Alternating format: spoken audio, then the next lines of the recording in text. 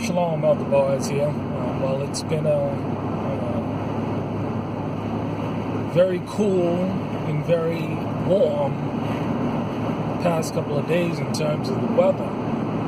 Here out in Western Kentucky, I know that there's been a lot of, calamity going on in California, blizzards in New York. There's a blizzard now going on in Kansas City.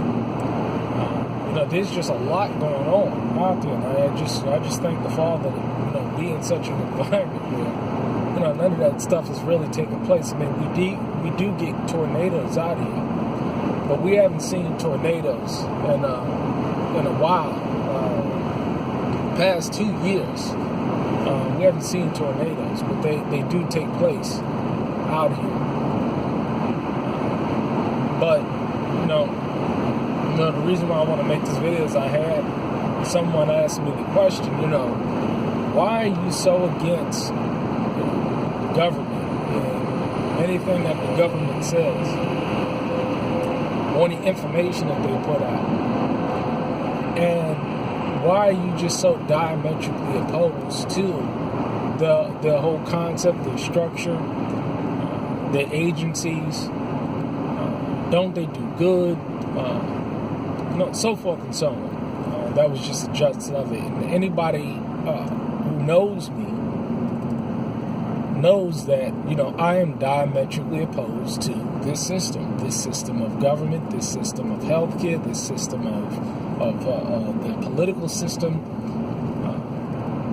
Pretty much everything about their system, their financial system, which is not even the government's system. The financial system is not the system of government. We use a private corporation to print our money with interest attached to it. When I found out that piece of information, it literally shook my world. Now, the idea is that, a lot of people, they don't take, or depending on the information that they receive, they don't take it to heart, or they don't take it as seriously. Someone else may have received this information and said, okay, so what? So what? Right? I agree totally.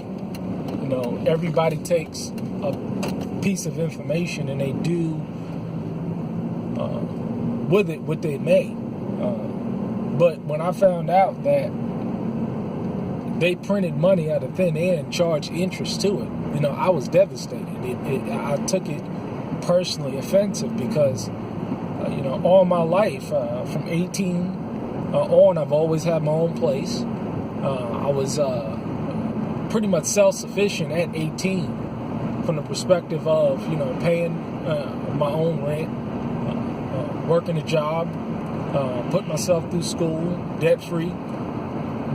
And I've always considered myself a young, hard-working man. So the idea that, I'm out here working hard, and you got these people that are causing all the wars, that are causing all of the famine, that are causing all of the diseases, that are doing all these things. They are the people that are responsible for printing this money. And so, again, that piece of information just really devastated me. And so I began to do my own diligence and independent research to find out, what this system is saying. And I've just come to the conclusion, through my own personal research,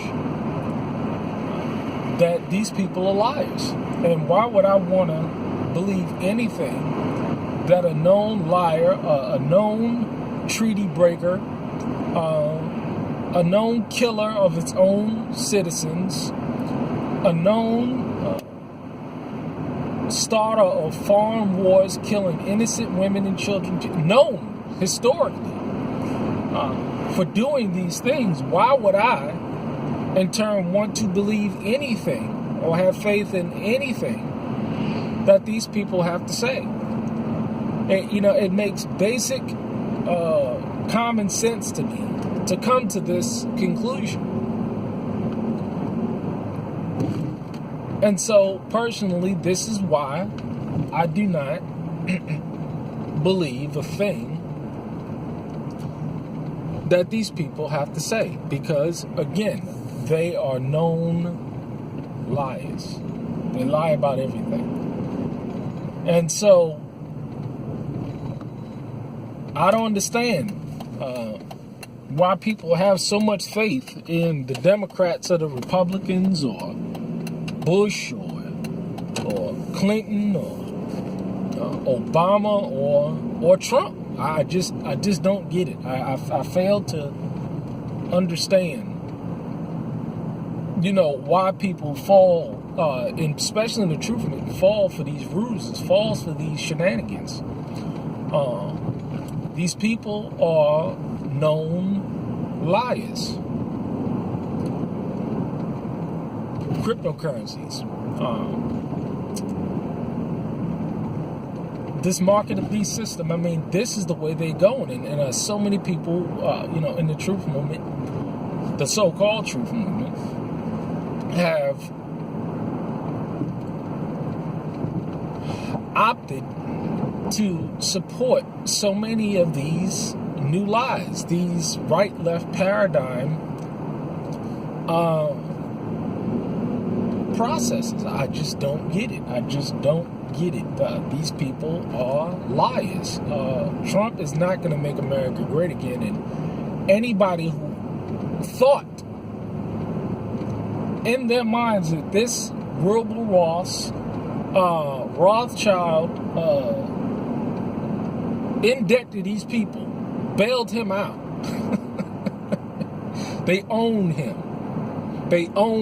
Lock, stock, and barrel. And he's not going to do anything against what these people have to say. This is just a fact. And it was that way from the very beginning. And we believe in these people. We believe in these liars. We believe in these deceivers. We believe in these dogs to think that they're gonna do what they say that they're gonna do. They're going to service their masters, because the borrower is a servant to the lender and the rich rules over the poor. And I just don't understand why people just don't get it. They believe in their credit system. They believe in their governmental structures. They believe in these prime ministers and these presidents, and they're nothing but liars. The history, nothing but lies. And this is why I encourage people, and many others out there, to do your own due diligence and find out the things that the people are saying are so. And, I'm going to do another video. This just brings me to the video, or not the video, but the book that I've been able to recently, just read. And I'm going to read it a couple of times. The book, The Them and the Him, by Dr. Gina Murray, wife of Pastor Thomas Murray. And this was a phenomenal book because, and I'm going to do a video about it, but, it just really touched on a lot of different aspects of marriage that's just not taught